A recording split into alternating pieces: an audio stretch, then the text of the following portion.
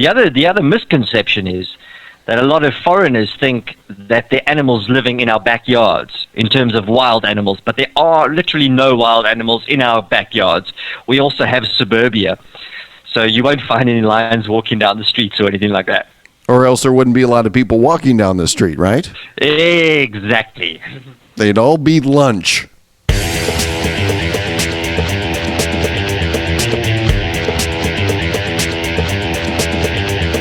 Welcome to You Are the Guest, a weekly show where you can be the guest and tell people what you and your friends and neighbors think about news, events, and issues of the day. It's part talk show, part opinion poll, part reality show, and a whole lot of fun. And it's completely dependent upon your participation as a guest. To be considered as a guest for a future show, check out the website at www.youaretheguest.com for details. Now here's your program host, Bill Grady. Greetings from the great city of Fort Dodge, Iowa, and welcome to show number 38 of You Are the Guest, the show where we talk to everyday people just like you and me about their lives and about the issues of the day. Our guest today is from Johannesburg, South Africa. Derek, welcome to You Are the Guest. Bill, it's fantastic to be with you, and thank you for having me on your podcast. Well, you're very welcome. Tell me how you found out about You Are the Guest. I've been searching the internet since I started my podcast in January this year to find as many podcasts as I possibly could, and basically just educate myself and find out what is out there in the podosphere. And lo and behold, I found yours by a simple Google search. By Google search, what did you look under, like idiot from Iowa? I think it was an experienced DJ, wasn't it? Yeah, that's it. That's the one. Yeah, of course, everybody will find me under that one. Derek, can you tell our listeners about yourself? Well, I've been in the radio industry for 17 years. I started in commercial radio a good couple of years ago, and basically am still involved in commercial radio, but not so inspired by commercial radio anymore, to be honest. And that is why I think podcasting for me allowed me to be more creative and do what I want to be able to do within the medium of broadcast to podcast. How did you get the nickname The Bandit? Oh, you see, now that goes back a while. When I was growing up, when I was much, much younger, I came from a suburb in Johannesburg which was called Boksburg. And my friends at school gave me the nickname of the Boksburg Bandit. So, not that I used to rob anyone, I promise. How did you get started? It was from the age of 12 that I knew I wanted to be involved in radio, somewhere in radio. I didn't think I'd be on air. I thought maybe I'd be more on the production side of things. And got quite friendly with one of the DJs on the national CHR station. And then after I finished my schooling, I went to the army, as it was compulsory in those days, for a full 2 years. And after that, applied for a position at the South African Broadcasting Corporation as doing a production course for a year. And that's where it all started. What was your first gig like? The first experience on air must have been the most frightening experience of my life.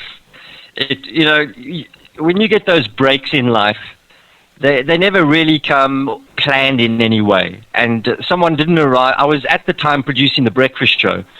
And the guy who was supposed to do the early shift from 5 until 6 never arrived. So I was there early enough, being there 3:30 in the morning to produce breakfast. And got in touch with the boss, and he said, well, hey, you're there, you might as well do it. And so you did it. And I did do it. And the reason I used the nickname the Bandit to start with was because my surname wasn't one of those real radio names. My surname is Richardson, and it has 3 syllables, which is not really punchy in any way. So I figured, well, let me just use the Bandit, and I can hide behind that mask. And it kind of worked out for me. Can you share a humorous story about something that went on that was unexpected during one of your radio shows?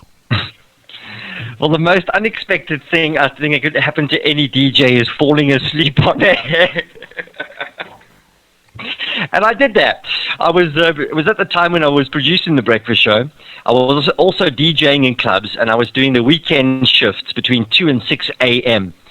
And it was around about 3 o'clock in the morning, and I was absolutely shattered. So I set up the computer to go into a triple play and play 3 songs in a row. And I thought, let me just lie on the couch for 2 minutes. And those 2 minutes turned into a telephone ringing in my ear, going, "What's going on? What's going on?" Oh, I did that too. I had back when I was in college, I would sign on the public radio station on Sunday mornings. And one night we all decided on Saturday night to go out drinking. And of course, when you're 18 and you're out drinking and the bars close at 2 o'clock and you got to go to work at 5:30, the sane thing would be to stay up all night and keep drinking. So I did that, and I remember getting into the studio, and remember, this is a whole night without sleep, and they're playing classical music. And so I was like, you know what? What I'll do is I've got an alarm on my watch, and I'll just set the alarm, and by the time this program is done, I'll be ready to do the announcement for the next track.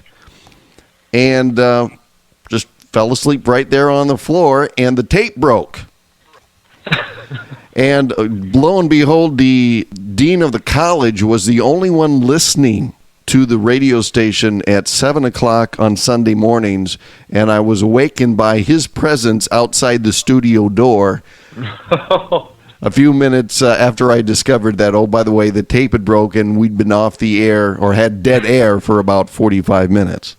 Oh, you had 45 minutes. I only had about 40 seconds because the main control guys, they obviously listen to what's happening on air and everything, and their alarms that go off in the main control. So immediately they phone to find out what's going on. And it's, no, everything's fine. Don't worry. Everything's cool. Yeah, no problems here. That's right.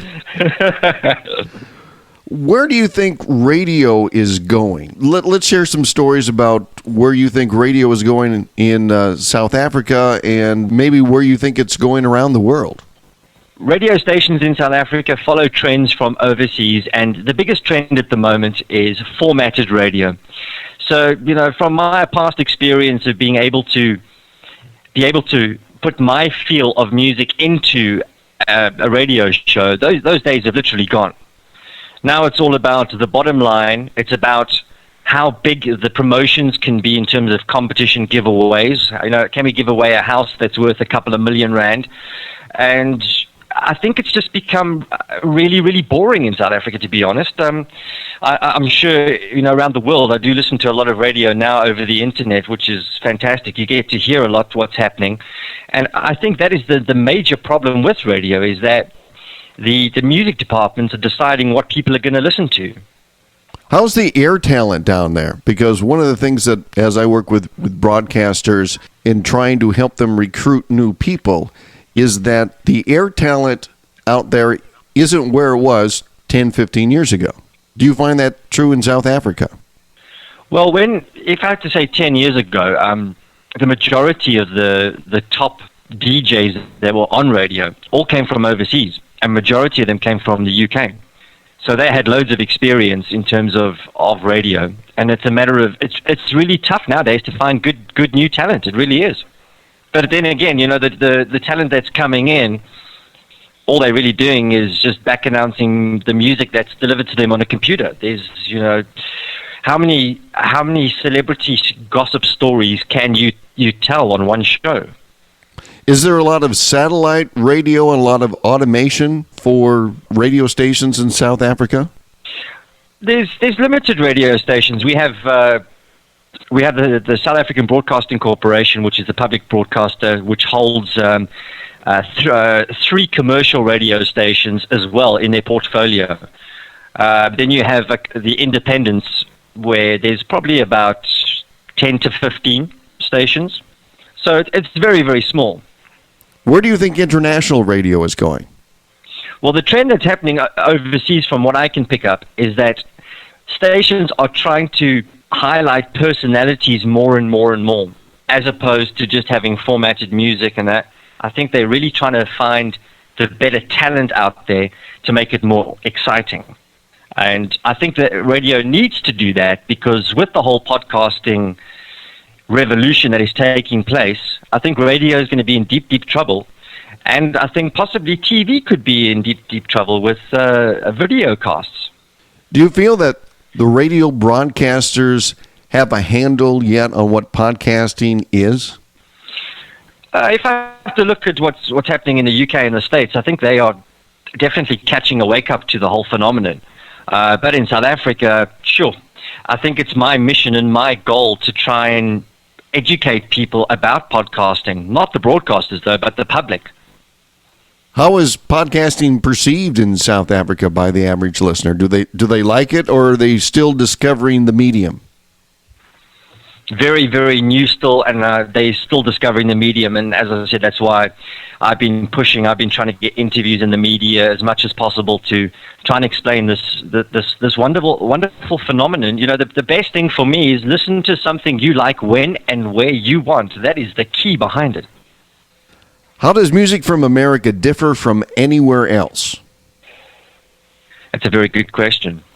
I think what's happened in the last couple of years that you've finally seen the hip-hop and R&B invasion take center stage, because it's been waiting in the wings for many, many years. And, you know, the R&B and hip-hop is the pop of the moment. That is the sound of now.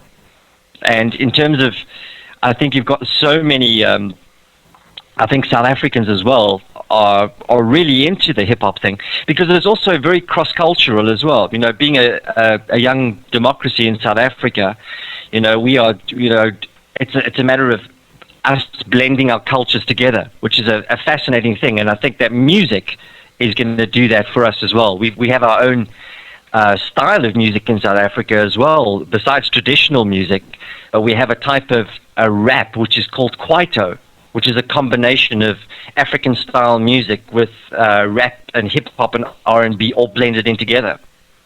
You said something interesting about American hip-hop. How does the image that American hip-hop is portraying, how does that reflect upon how people view America around the world? Ooh. I don't think that it just kind of segments America in just to one genre, basically, that's what all Americans are like. I think there's a whole culture behind hip-hop and R&B in terms of young black Americans who have been struggling, and now it's their time to come to the center stage. And they are doing it in a big way. They're making lots of money out of it, and boy, they're showing it off with all the bling. How is American seen by South Africans? The first word that comes to mind is loud. Kind of like what we heard from Australia, loud and fat. We're the loud and fat Americans. And that's okay. I know lots of loud and fat Americans. But the wonderful thing is about Americans and about the new South Africa is the amount of foreign tourists that are coming to visit our beautiful country, and that is incredible. You know, I think we have a lot to offer in terms of having the big five of animals in our backyard, literally. The other misconception is that a lot of foreigners think that there are animals living in our backyards in terms of wild animals, but there are literally no wild animals in our backyards. We also have suburbia, so you won't find any lions walking down the streets or anything like that. Or else there wouldn't be a lot of people walking down the street, right? Exactly. They'd all be lunch. You've been to America, correct? Yeah, I was there in 95. What was your impression when you were here in America? I mean, from what you had learned about the country beforehand to how you experienced it. The only place I went to in the States was LA. So I don't think it's probably a good reflection on what America is like as a whole. In terms of LA, it was, sure, it's a massive city. I couldn't believe, and the traffic, back in 95, I was shocked about the traffic. I can't imagine what it's like now. But, yeah, I'll tell you an interesting story about my journey to LA. being the first time in America and never being to a Virgin Megastore, and being a music nut that I was, as we were driving into LA, we passed the Virgin Megastore on the way to the hotel. So as soon as I put my bags in the hotel, I called a cab, and they took me to Virgin Megastore and spent around about 3 or 4 hours there. Afterwards, I thought, no problem, I'll just catch a cab back to the hotel. Boy, was that a mistake.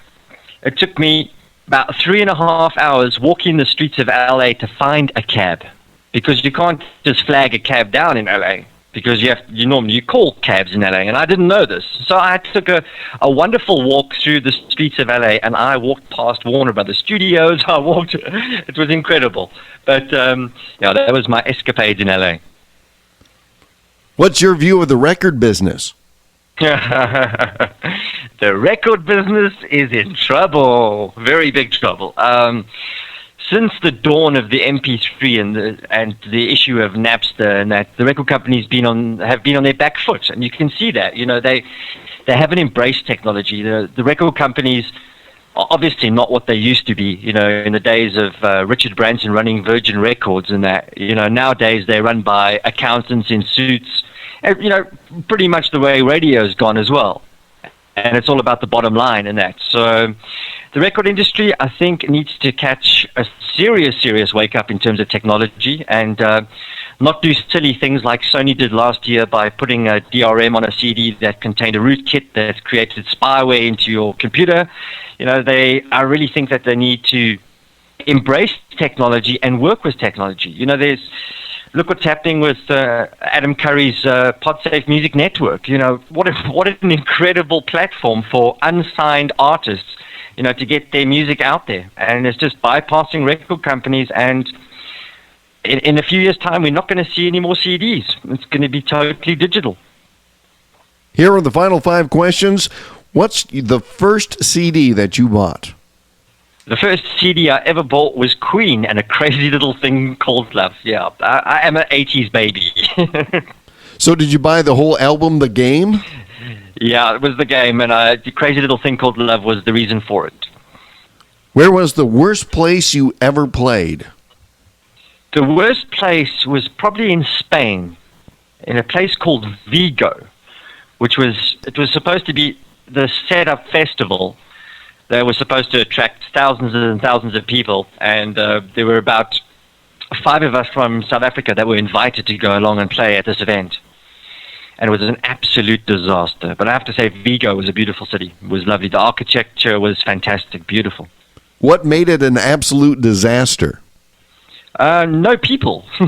All the sound and all the lights in the world, but just no people. So you're entertaining the insects and the birds and everything else? Yeah, exactly. Have you met some famous people throughout your travels? Yeah, I've met a lot of famous DJs who are involved in the dance scene. I was lucky enough when I was with the national CHR station 5FM to do my radio show from the island of Ibiza in Spain, which is kind of the dance capital for the European summer. And numerous DJs, big name DJs I've interviewed, been lucky enough to play alongside them. No movie stars, though. Do you know any languages that are native to Africa? I would know only a portion of, I wouldn't say a whole language, but I know some of a language which is called Southern Sotho. Any phrases you could teach us today? Sawubona, which is hello. Sawubona. I love your American accent. That's right. Wait till I put a real twang behind it, like a southern twang, like Sarabarno. And the final question, what is something you'd like everyone to know about South Africa? Besides the wonderful weather we have, and the amazing news is that we've finally broken our drought in South Africa. We were having a drought for the last 7 years. This year, the drought is gone. In Johannesburg alone, we've had so much rain, and now we're into autumn, and it's still raining. Normally, we get our rain in summertime only, and they reckon it's going to rain here until the middle of May. There have been some floods, but nothing too bad. But the rains are always welcome, because obviously in South Africa there are loads and loads of farming communities who provide a lot of maize meal for the country. Also to mention that we produce great wine. But the other thing, obviously, is our wildlife and the type of resorts we have where you can go and see wildlife. If I'm in Johannesburg, I can drive a maximum of 40 minutes, and I'm out in the bushveld, which is incredible to get away from the big bad city. Derek, it's time to play Ask Bill 3, and this is where I'm going to turn the microphone over to you, and you get to ask me 3 questions about anything, so fire away. Bill, why do you have a podcast called You Are the Guest? The reason for the show, or just the reason for the name? No, the reason for the show. My first show was supposed to be about classic rock, and so when I started that, of course, I put the music together, and it's like, no, you can't do that. So just deciding that I wasn't going to be on my own very interesting, I decided, well, let's just get lots of guests, and let's have them be the focus of the show instead of myself. So that's how we came up with You Are the Guest. Kind of an interesting side note was that I struggled with the names for the show for a long time because I wanted to bring out a name that was really descriptive of what people could expect by listening to the show. And the first title was At the End of the Day. That was the podcast name, was At the End of the Day. And so I thought there would be a lot of things that you could really tie into it to put it into. And it's like, that's really not descriptive. So knowing that the word you in the English language is the most powerful word, I decided, well, let's work that in there someplace. So it came out with You Are the Guest. I think it's a fantastic name because I agree with you. I think it pulls your audience in and really makes them special, because what a wonderful concept. Whenever I get your podcast, I'm guaranteed I'm going to hear someone's own unique story, which is fascinating. Well, thank you. And you won't hear that on radio. No, you wouldn't. That's the other thing, is you would never hear this on radio. And what's interesting is every once in a while, because I've had a radio background, I'll find some podcasters are kind of anti-radio people. And what they don't understand is that there is absolutely no way that I could do a show like this anywhere on radio. If I brought this idea to a radio station here in the States, what you would hear for miles is the laughter of the program director. Yep. Saying there was no way anyone would ever listen to that on radio. But, on podcasting, it seems to work. So. But that's exactly the same position I am. I was doing what I did in terms of electronic music on the national CHR station for many years. And basically, I was told, at the end of my contract, when it came up for renewal, they said to me, the music the music you play does not attract a black audience. So it was like, okay, if that's the way it is, it's fine. And I said, thank you, guys. I've had a wonderful, time with you.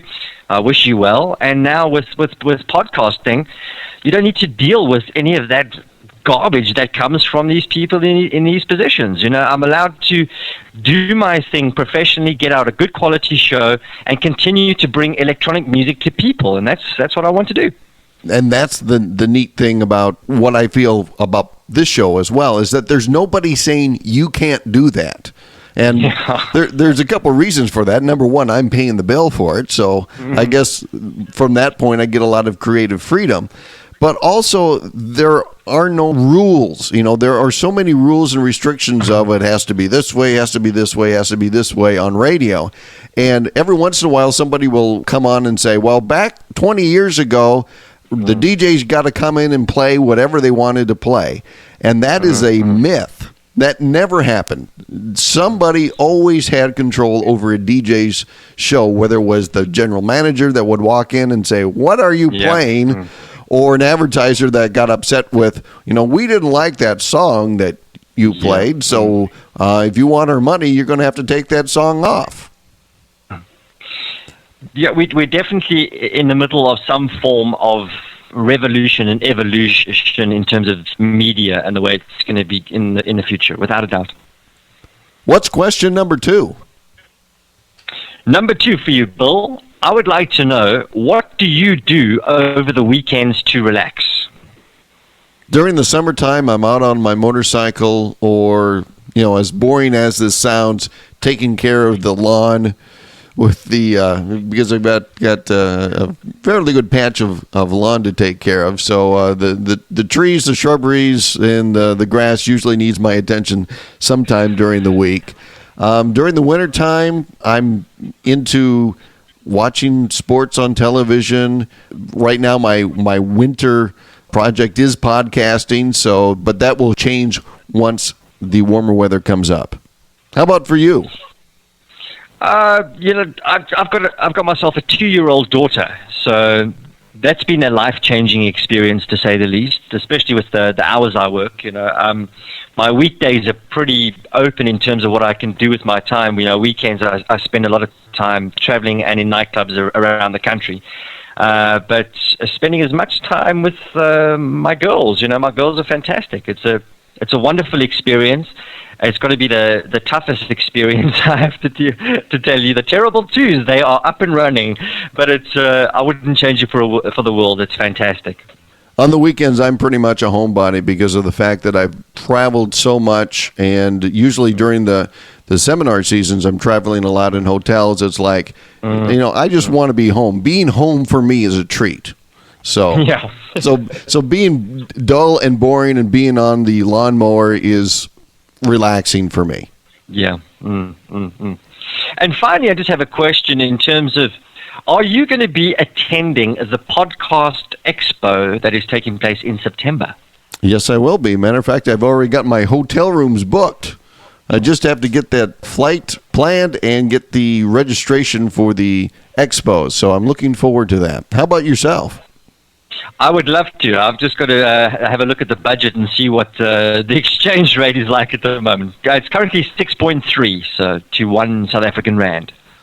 Derek, do you want to tell about your podcast and how people can listen to your show? Yeah, very, very easy. You just log on to www.soundrepublic.co.za, and you can just click on the podcast section there, and it'll take you there and give you all the information that you could possibly need. It's a wonderful journey, I think, that I take you on through the world of electronic music. I have to say I'm a subscriber to your show, and I really enjoy it. So tell me about the things that kind of go on behind the scenes to make your show what it is. I'm in a very lucky position because I come from this radio production background. So doing the production for this podcast is kind of second nature to me, which is really enjoyable. It's something I've really enjoyed, all my life, is doing the production behind things. So putting the show together, it's quite a big production in terms of getting it all done. So especially trying to achieve and get the music that I want, because it's all got to be pod safe. So that takes a lot of administration in terms of getting the clearance from the artists as well as the publishers. So we are 100% pod safe, and we do not tread on anybody's toes. But then once I've got all my elements together, then I'll just use Cast Blaster, and I'll do the show live, like a full-on radio show, and record that. Then once I've recorded it, I'll remaster it again, and then upload it onto the net. And I love it as I'm working out because it keeps me going. I like to hear that, Bill. That's very good. Derek, thank you so much for being our guest this week on You Are the Guest. Bill, I can't thank you enough for having me on your show, and I wish you all the success in the future with You Are the Guest. Take care. Thank you. And music by Patty Hurst Shifter coming up after the break. If you'd like to be a guest on a future show, just go to our website at www.youartheguest.com. Submit your first name, the town where you live, and a short description on why you would make a good guest. There is no charge for being a guest, and you'll have the opportunity to share what you think and how the news and events from today affect your life. The show's producers will contact you by email if you're chosen for a future show. Hi, this is John Bishke from LearnOutLoud.com, where people go to enrich their lives and become better at things that are really important to them. One of our titles that I'd like to recommend to you is Bill Grady's audio seminar titled How You Can Create Advertising That Really Works. It's a very common sense approach to answering all the questions that many small business owners have when it comes to doing advertising effectively and efficiently. And the best part about Bill's audio seminar is that it comes with a money-back guarantee. For more information on Bill Grady's How You Can Create Advertising That Really Works, go to learnoutloud.com/Bill Grady. Learnoutloud.com, changing the way the world learns. That concludes this week's edition of You Are the Guest from the great city of Fort Dodge, Iowa. I'm Bill Grady. Thanks for listening. If she's like a song, then I'm like a radio. She's turning me on, taking me out for a ride. But I always thought I feel like heaven now. All I can say is feel like broken inside.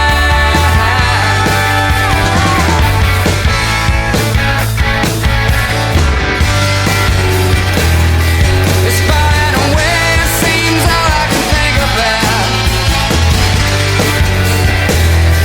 It's falling back into the look in your eye. And calling you gone was like throwing my heart away. Feeling broken inside. She's like a sound, I feel like heaven now. All I can say is feel like taking a ride.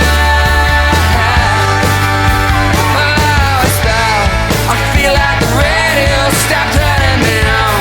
I feel like broken inside.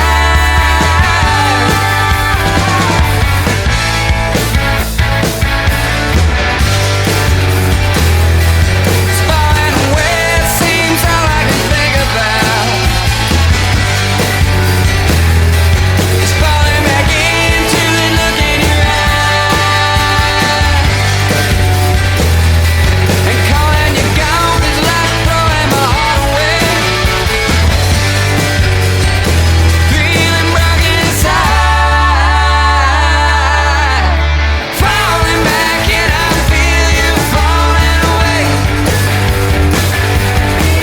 You're falling back and I feel you falling away.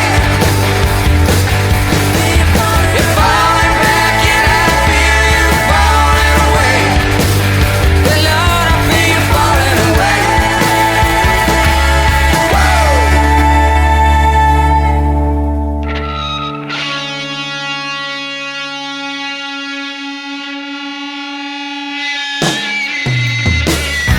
The blue are blue, I ain't never seen. And I'm afraid I'm sorry, it just don't mean that much to me.